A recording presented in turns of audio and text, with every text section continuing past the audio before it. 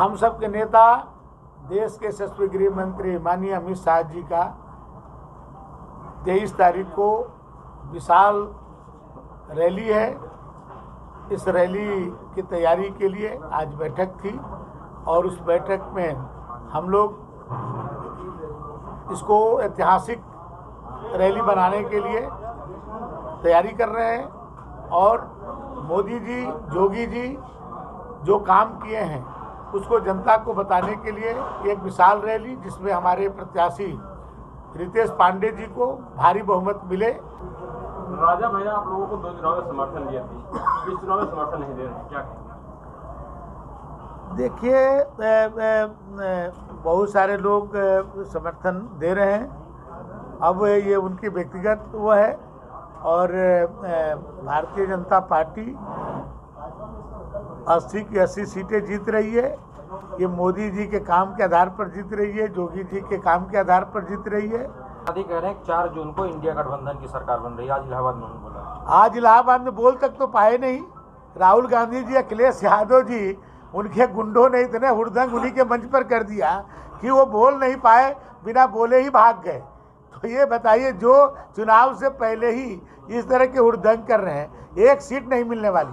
पिछली बार एक सीट उनके माता जी को मिली थी, ये खुद चुनाव हारे थे और भाग गए थे केरल, और इस बार आए गुपचुप तरीके से।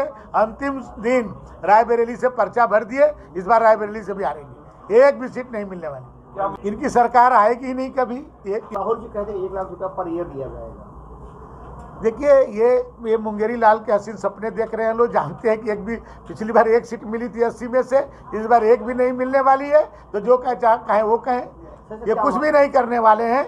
ये देश में सबसे ज़्यादा सत्ता प्राप्त करने वाले कांग्रेस के लोग थे, ये उस परिवार से आते हैं।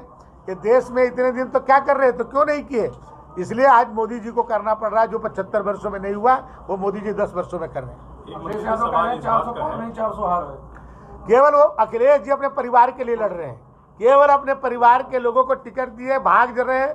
अभी शिवपाल जी भाग गए, नहीं लड़े। खुद जो है ये कन्नौज से अपने तेज प्रताप को टिकट दिए थे, वो नहीं लड़े थे, इनको लड़ना पड़ा मजबूरी में।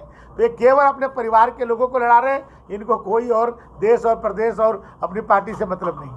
मंत्री जी, एक सवाल ये है कि प्रदेश स्तर पे अगर बात की जाए तो आप अपनी लड़ाई किस पार्टी से मान रहे हैं? समाजवादी पार्टी, बसपा, या जो और कैंडिडेट हैं उठे हुए अन्य दलों से, उनको आप मानते हैं? देखिए, अब सेकेंड पर कौन रहेगा? कुछ क्षेत्रों में बसपा आगे हम लोग से लड़ रही है, कहीं ये लड़ रहे हैं। तो ये लगभग 3 ही पार्टी लड़ रही है।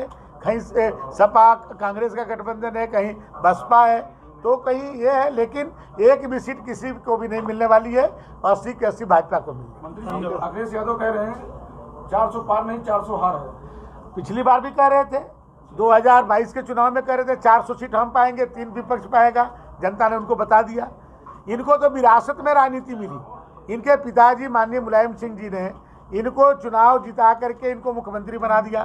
2014 में इनके पैरों तले जमीन खिसक गई, इनको पता नहीं चला। भारतीय जनता पार्टी भारी बहुमत से जीती। 17 में आप देखिए कि क्या असर रहा। भारतीय जनता पार्टी पूर्ण बहुमत में भारी बहुमत के साथ आई। और 19 में इन्होंने बेमेल गठबंधन, जो पूर्व और पश्चिम कहा जाता था, सपा और बसपा एक नहीं हो सकते, दोनों को मिल के लड़े, तभी